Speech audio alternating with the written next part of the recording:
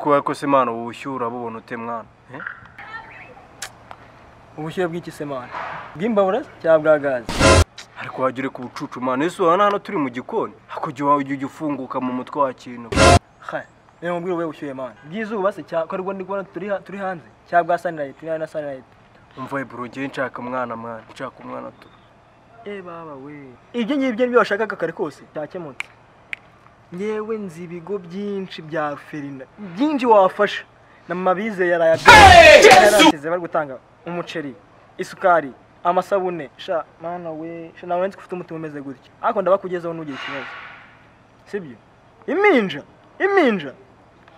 yabirarashye mwana uzi ko wagira ngo ubwonko bwawe barabuteruye baraburonga uzi ko wagira ngo mwarahoberanye bugushyira mu bwonko busigaye buguhibere ntukanyinishe shimbo ntukanyinishe nese yamubwira abana bameze gute kugira ngo umbwire ayo magambo ngo ndimbe ngo nahoberanye niba n'ubwo ry'ubwenge bagaye baraburonze se kandi mwana wanze guteye gutyo wambwiye abana dore wakintu we iki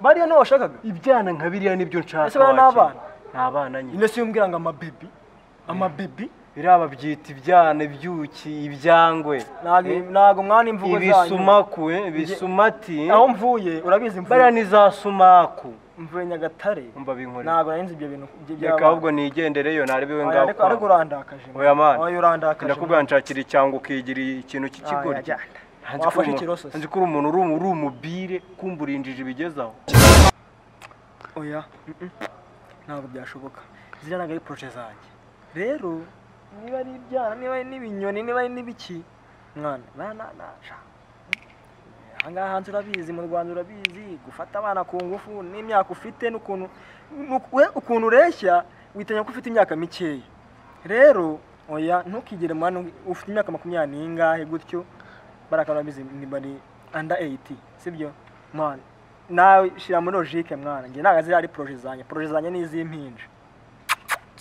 umva sizira ni projet zanjye wa kintu nge niba atari na projet zanjye ni nashangiye nziyarura urumva man ndeka nirira ibyaha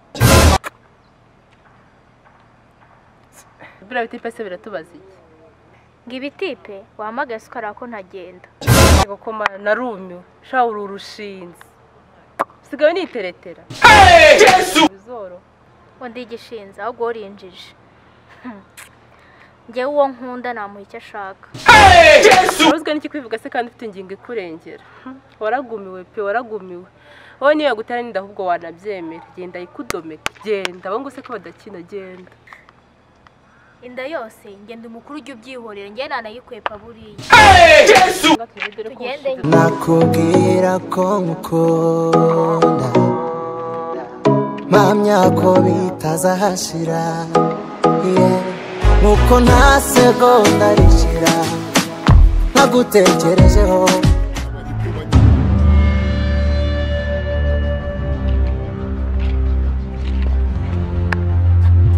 so bayiki ndi umuntu wangu n'umworomvi ntacyo ngutwara pe nge nawe dufitanye gahunda mukoraneho mwenyine ngewe nimukora none hanze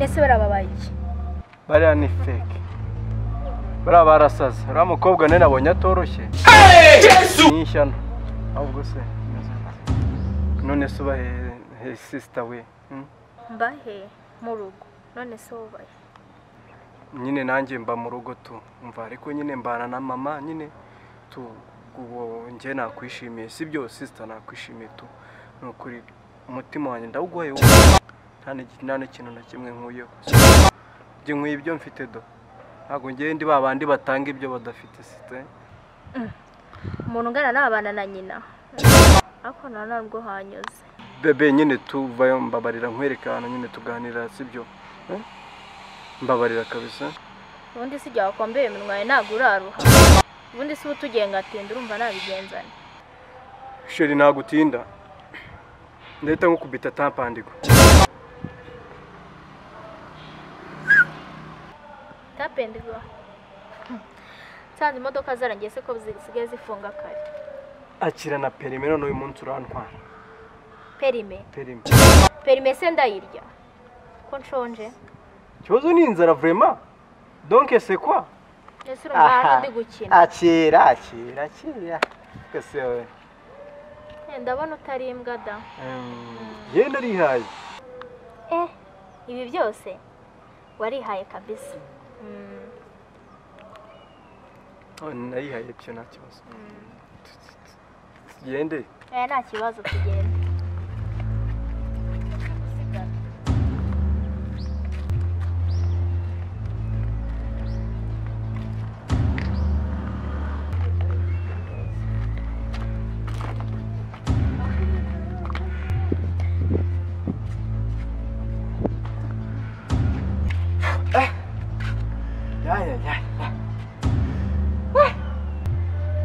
Shoti kabisa.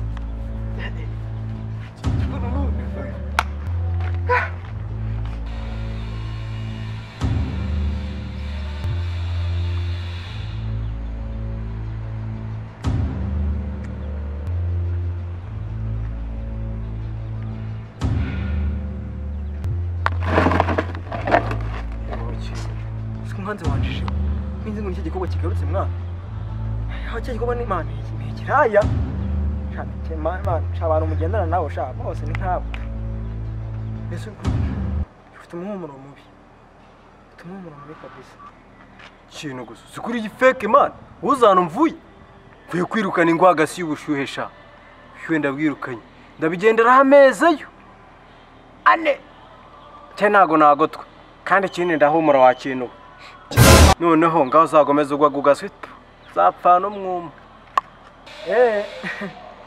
naribi uzabibona ariko ibyo byose Zasha Ngagos Yandra Acha wewe Ingaruka sha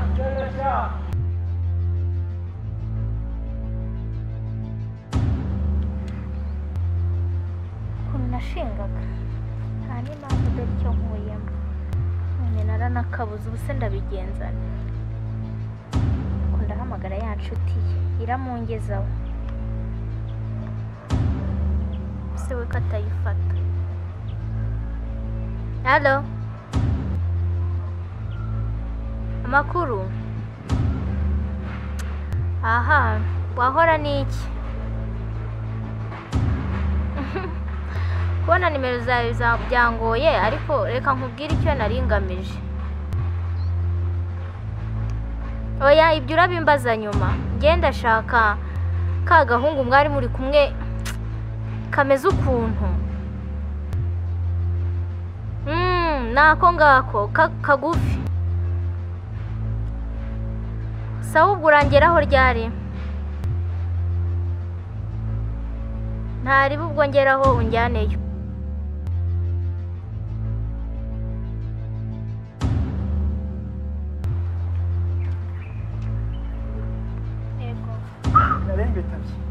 Uratebutse ni amahoro ra?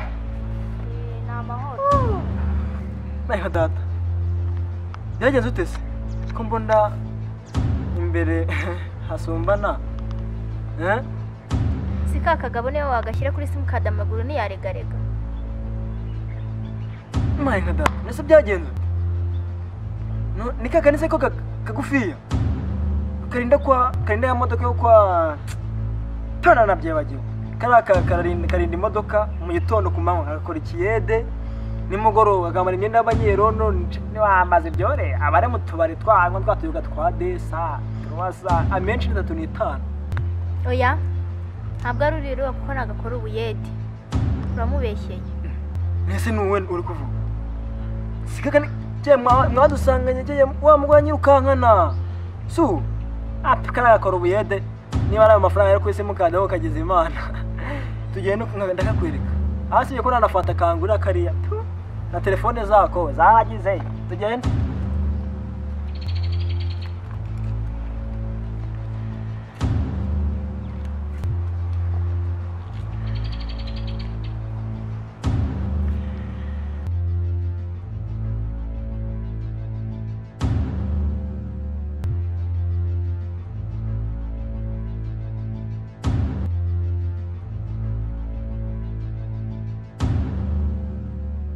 Uri? Dore nguyu. Amhe nka data. Dore n'uyu nguyu nyine sigaga kambira kagufi yose. Reka no mu kiyede nyine uri mu biganiro.